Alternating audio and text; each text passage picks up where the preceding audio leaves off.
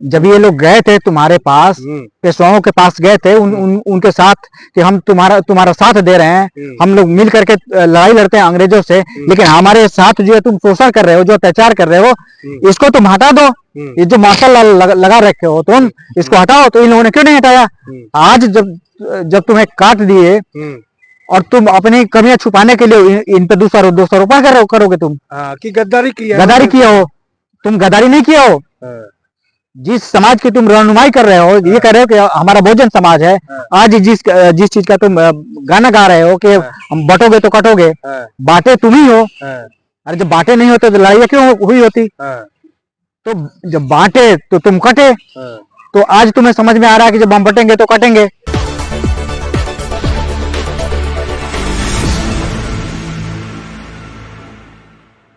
1 जनवरी है, यानी साल का पहला दिन, और नए साल पर पूरा देश नए साल का जश्न मनाएगा। नए साल के लिए देश भर में जश्न शुरू हो जाएगा और आज आधी रात से शुरू हो जाएगा। लेकिन एक खास वर्ग ऐसा भी है जो एक घटना को लेकर कल के दिन को याद करेगा, और वो घटना थी भीमा कोरेगांव। क्या घटना थी आज उसको बताएंगे, थोड़ा उस पर प्रकाश डालिए। हाँ बिल्कुल, आपने सही बोला कि कल 1 जनवरी है। 1 जनवरी को जो एक विशेष समाज जिसकी इन्होंने बात करी, विशेष समाज जो दलित समाज है, जो वंचित समाज है, जो सदियों से जो दबा कुचला जो समाज था, जिसको दलित समाज हम लोग बोलते हैं, तो उनके लिए जो है एक शौर्य दिवस जो 1 जनवरी होता है, हर 1 जनवरी को शौर्य दिवस के रूप में दलित समाज मनाता है। शौर्य दिवस क्या है? भीमा कोरेगांव। भीमा कोरेगांव जो है, जब भीमा कोरेगांव का जो सेलिब्रेशन है, आप जाएंगे महाराष्ट्र में तो बहुत बड़े पैमाने पे होता है।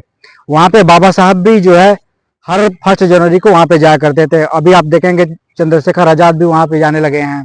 तमाम जो बड़े बड़े जो दलित समाज के जो नेता है वहाँ पे जाते हैं, उस सेलिब्रेशन में भाग लेते हैं।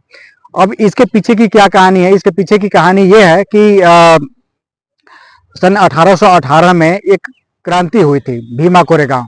वहां पे क्रांति ये हुई थी कि जो 500 जो महार थे, 18,000 जो पेशवा जो सैनिक थे, उनको गाजर मूली की तरह काट दिया था। उसकी ये कहानी है। तो जो 18,000 को जो काटा गया था, उसी का जो सेलिब्रेशन है आज तक जो बहुजन समाज है वो मनाता आ रहा है। तो वो घटना जो आप बता रहे हो कि एक घटना हुई थी, तो जो 500 महार थे, तो अंग्रेजों से मिलकर के क्यों ऐसा किया उन्होंने? सवाल ये है कि ये जो पेशवा राजा थे, तो यहाँ पे जो दलित समाज था, दलित समाज को एक मार्शल लॉ, जो पेशवा जो राजा थे ना, वो एक मार्शल लॉ लगाए थे। वो मार्शल लॉ क्या था? मार्शल लॉ ये था कि जो दलित समाज के जो थे, जिसको अछूत हम लोग बोलते हैं, तो अछूतों के आप गले में हांडी आपने देखा होगा, पीछे पूंछ में जो है झाड़ू आपने देखा होगा। तो इसकी परंपरा का स्टार्टिंग कैसे हुआ, शुरुआत कैसे हुई? तो जो पेशवा जो राजा होते थे, जो ब्राह्मण जो राजा होते थे, उन्होंने इस अछूत समाज को जो एक मार्शल लॉ लगाया था कि आप जब भी जाओगे तो या तो रात में निकलोगे, रात में निकलना है, आपका चेहरा कोई दिखना नहीं चाहिए। जब आप किसी पब्लिक प्लेस पे आप जाओगे तो थूकोगे नहीं, उसके लिए थूकना होगा, आप जो मटका ले रखे हो उस मटके में ही थूकना है। जब आप चलोगे तो आपका जो पद चिन्ह है, वो जो फुटप्रिंट होता है, जब हम चलते हैं तो पांव का निशान पड़ जाता है ना जमीन पे, वो पड़ना नहीं चाहिए।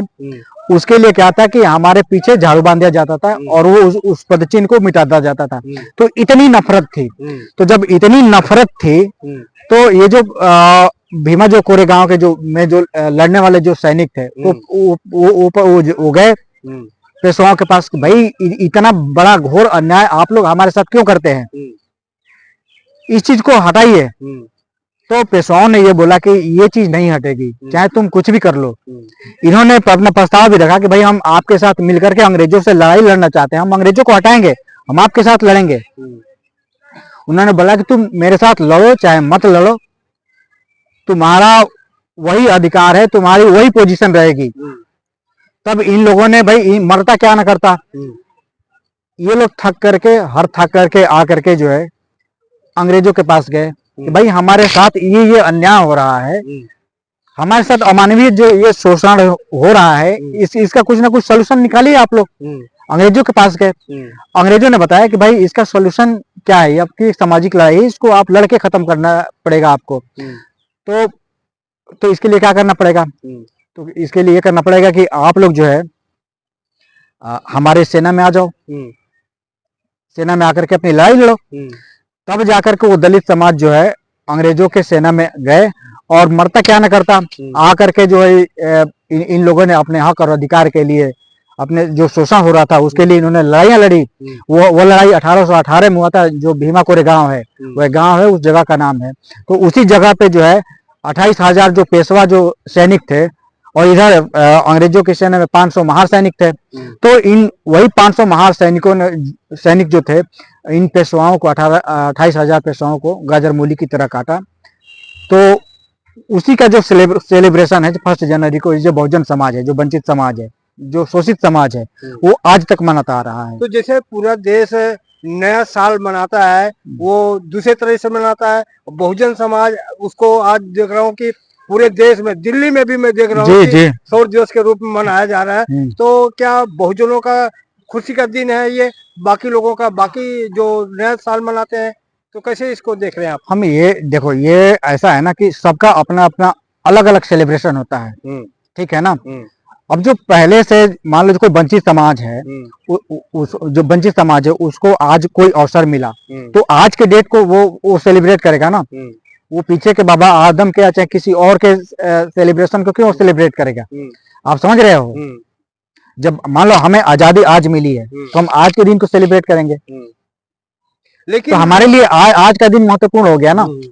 तो वही है कि बहुजनों के लिए जो शोषित समाज, शोषित जो समाज है, जो 1 जनवरी को का जो शौर्य दिवस जो मनाते हैं, उनके लिए सेलिब्रेशन का दिन होता है।